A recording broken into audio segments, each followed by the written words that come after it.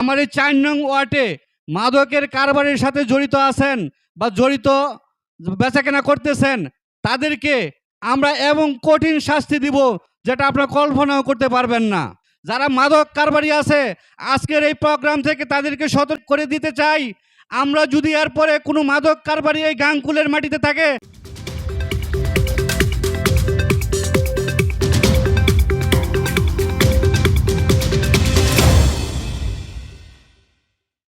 আমরা জানি যে আমাদের প্রধানমন্ত্রী জনাব তারেক রহমান ঘোষণা দিয়েছেন যে সারা দেশে এই মাদকের বিরুদ্ধে যেন অভিযান চলে।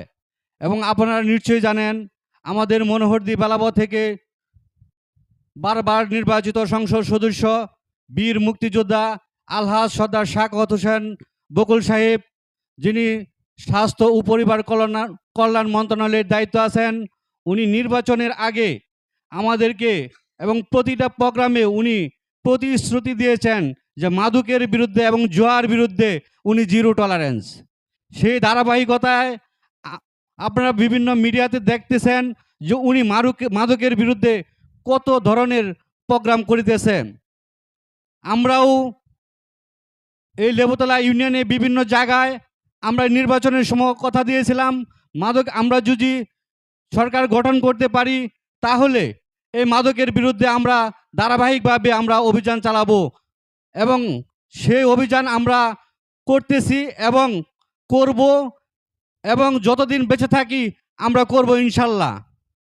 আপনারা জানেন আমরা এর আগে কয়েকটা বিচার করেছি এবং সামনে আরও কঠিন বিচার করা হবে এই মাদকের বিরুদ্ধে।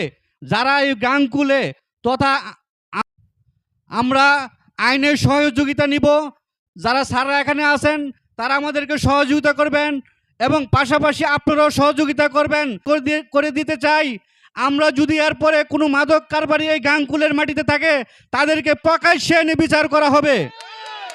আপনারা দেখেছেন বিভিন্ন মিডিয়াতে বাড়ি যারা মাদকের কারবার করে তাদের বাড়িঘর ভাঙানো হচ্ছে, তাদেরকে রশি দিয়ে কারেন্টের খাম্বার সাথে বেঁধে রেখেছে। আমরা তার চেয়ে আরও কঠিন বিচার করবো এই মাদকের বিরুদ্ধে। আমার সন্তান হোক, আমার ভাতিজা হোক, আমার ভাই হোক, কাউকে ছাড় দেওয়া হবে না। আমার মন্ত্রী, আমার নেতা সর্দার শাকওয়াত হোসেন বলেছেন, যদি মাদকের বিরুদ্ধে আমার কোনো কর্মী নেতা কোনো কারোকে রিকোয়েস্ট করে তার পদ সহ তাকে বহিষ্কার করা হবে। এবং আমরা খুব ভয়ে আছি, কারণ এই মাদকের বিরুদ্ধে উনি যে কথা বলেছে আমাদের কোনো সুপারিশ চলবে না। তাই আপনাদের কাছে আমরা এখানে যারা যুব সমাজ আছেন, আমরা দয়া করে অনুরোধ করে বলছি, এই মাদকের সাথে আপনারা জড়াবেন না এবং আপনার পরিবারকে নষ্ট করবেন না, আপনার সংসারকে নষ্ট করবেন না, আপনার বাবা মার স্বপ্নকে পুরো নষ্ট করবেন না। একটা মাদক যারা ধরেন, এই পরিবারটা আমরা দেখতেছি ধ্বংস হয়ে যাচ্ছে। এবং বাবা মারা অনেকে আছে আমাদের কাছে বিচার দিয়ে যায় যে মাদক সেবন করে বাবা মাকে টর্চার করে। এই বিচারও আমাদের কাছে আছে এবং এই বিচারও আমরা করছি, আপনারা জানেন। আরেকটি কথা হলো, মাদক যখন কিনে, যখন টাকা পায় না, আমাদের এলাকা থেকে বিভিন্ন ধরনের টিউবওয়েল, পানির মোটর, O2 এইগুলি চুরি হচ্ছে। আমরা প্রতিদিন হাড়ি পাতিল চুরি করে নিয়ে যাচ্ছে। কারা নিয়ে যাচ্ছে? এগুলি আমাদেরই সন্তান, আমাদেরই ভাতিজা, আমাদেরই বাইরে নিয়ে যাচ্ছে। তাই সতর্ক হয়ে যান। মাদকের বিরুদ্ধে সরকার যেমন জিরো টলারেন্স, এমন আমাদের মন্ত্রী মহোদয় জিরো টলারেন্স, এবং আমাদের আইন প্রশাসক জিরো টলারেন্স, এবং আমরাও জিরো টলারেন্স। আমরা কাউকে ছাড় দিব না এবং কোন স্বজন প্রীতিও করব না ইনশাল্লাহ। তাই আমরা বলবো যুব সমাজকে এবং অভিভাবকদেরকে বলবো আপনারা যার যার সন্তানকে, আপনার সন্তানের কার সাথে চলে, তার বন্ধু বান্ধবকে মানে কার সাথে চলাফেরা করে, আপনারা একটু খোঁজ নেবেন।